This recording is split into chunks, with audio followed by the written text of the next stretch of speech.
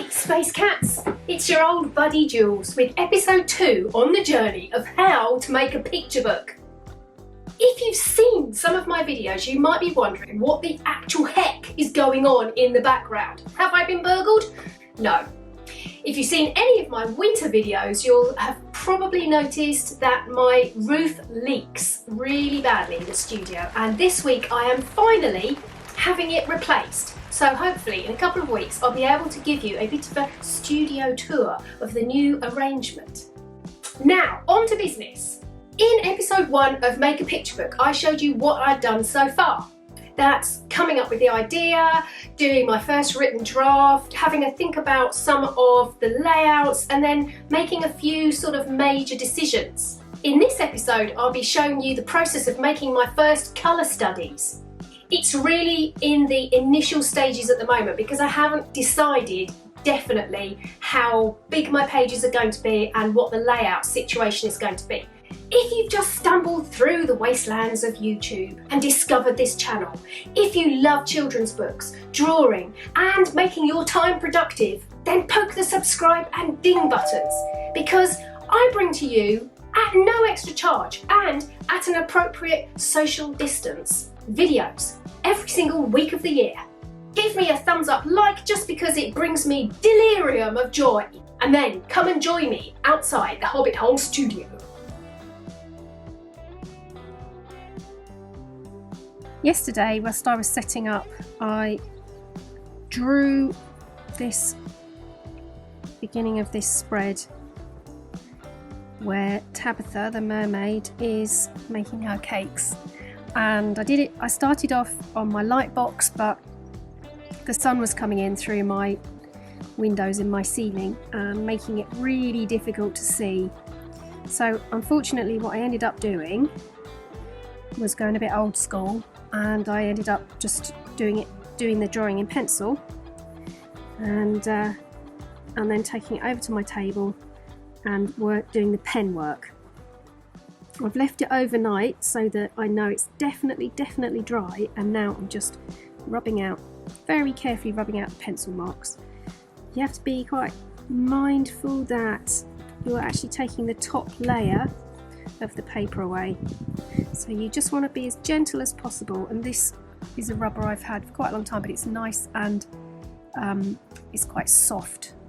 You can get special putty rubbers for this sort of thing, so that's an alternative. Now, I am battling against the sound of somebody chopping something down or drilling something, and I'm outside today because the light is really good today. It's not it's quite bright, but it's not sunny. There's cloud covering, but so it makes it really good for painting because you get great results from this. So I've got all these little bits of eraser all over my picture. I'm going to get rid of that using a clean brush and blowing. The reason why I didn't do it using the edge of my sleeve is in case I've got any muck on my sleeve, which is probably quite likely because I use this delightful fleece for gardening, so I'm not going to be doing that. So the things I've got that I'm going to be using today are my watercolour palette, a piece of kitchen paper, a big old vat of water in a massive jar. I have no idea what that jar was used for. Pickled onions or something maybe.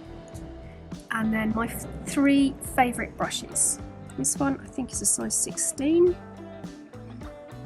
This one is a skinny one, it says number 1, and this one is who knows what because it's got nothing on it. And I'm going to start with this area here, which is the sea and the sky over here. And it was at this point that I gave up trying to battle against the drilling and the gulls and the other sparrow noises and stuff, and decided to do the voiceover instead. I'm laying down just some water here with a big round brush, and I'm making sure that I do actually leave some areas that are dry, because that helps with the texture and the character of the sea. I'm using a few different blues here. I think I've got maybe 4 or 5 different blues in my palette, and off the top of my head I think I'm using a sort of mostly a turquoisey cerulean blue mainly, but I've also got some Prussian blue, which is that really dark, and also some ultramarine, which is a little bit less dark but still helps to bring in those darker tones. And I think I've also got some Windsor blue in my palette, which helps to create that sort of mid-tone. And that green that you can see is the phthalo green. I think that's how you pronounce it. It's PHTHALO, and it's the yellow version. And then on to just doing a little bit of skin for Tabitha. I'm mixing together some of the rose magenta and a bit of cadmium yellow, just to give that sort of fairly pale skin tone. And then having to go back in with just some water just to smooth some of those edges, because the paper had dried a little bit too quickly for me. And then just dropping a little bit more of the rose in to make her cheeks look very rosy and healthy. And she's got a little crab that lives on her head, and he's going to be orange just to complement the colour of her hair, which you'll see shortly. And then just dropping a bit more water back here to make that colour disappear to the edges. And you can see here how the ink travels back outwards and then makes the edges nice and defined, whereas the middle part and where that little white bit is slightly paler. And his claws are a little bit darker, so once it's dried a bit, then you can make some more of those details.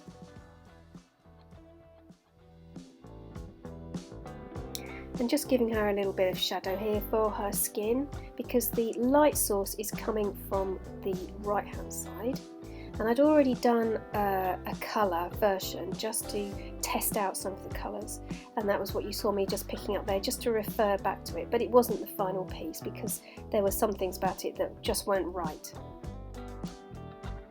And I've got some different colour browns here that I'm using for the layers of cake. In fact, this actually isn't the final piece anyway. This is like my second character study, just to get a feel of what the colours are going to be doing and the layout, because I haven't actually decided on the size of my pages yet. So until I've done that, I can't really do any final pieces of artwork. This is a little cake tin, and like I said, the light source is coming from the right, so you want the shadow to be on those areas where the light definitely won't be hitting. So that's why I'm mainly colouring and shading the left side of the white things. You can see his eyeballs there. I'm shading the left side, and you'll see in a minute when I do the icing on these cakes, which are white, I'm using a little bit of either blue, or sometimes you can use a tiny bit of grey in with that as well, just to show that there is shade here and shadow. You haven't forgotten them, but that actually the colour is white. Here's her hair colour. It's going to be very, very bright pink.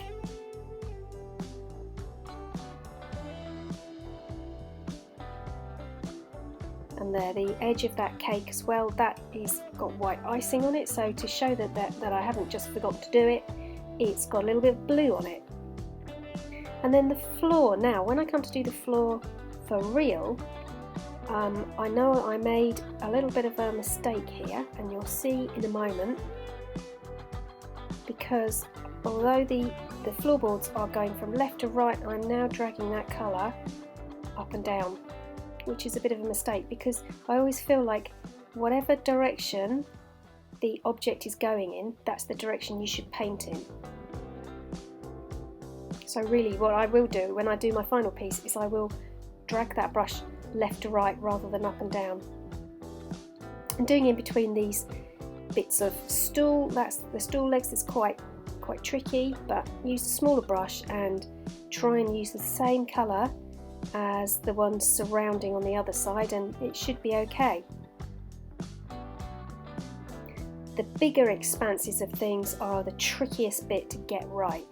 So the floor, the table, around all those elements, and that's why the technique that I usually use is I will work in layers. So I've done this bit as one layer, and then I will probably do the wall as a separate layer. In fact, when I come to do the real bit, the real thing, I might actually take all those individual elements off of the table and do those as individual little drawings and paintings, and then drop them in when I pull them together on the computer, just because then I can get a more uniform and satisfying tabletop, but it's not going around all these different little elements. The paper I'm using is £300 watercolour paper, not pound money, pound in weight, watercolour paper. It's hot pressed HP. So there are 3 different types of watercolour paper that you can get: hot pressed, cold pressed, which is usually called NOT, N-O-T, or rough. And rough watercolour paper gives you loads of texture, but I tend to use HP because you can get much better outlines with your fine liners on hot press than you can on rough. You can buy watercolour paper either as loose sheets, they're usually big A1 sheets, or you can buy them in pads in different sizes. The ones that I usually use are Arches or Fabriano or Winsor & Newton. They're all pretty much as good as one another.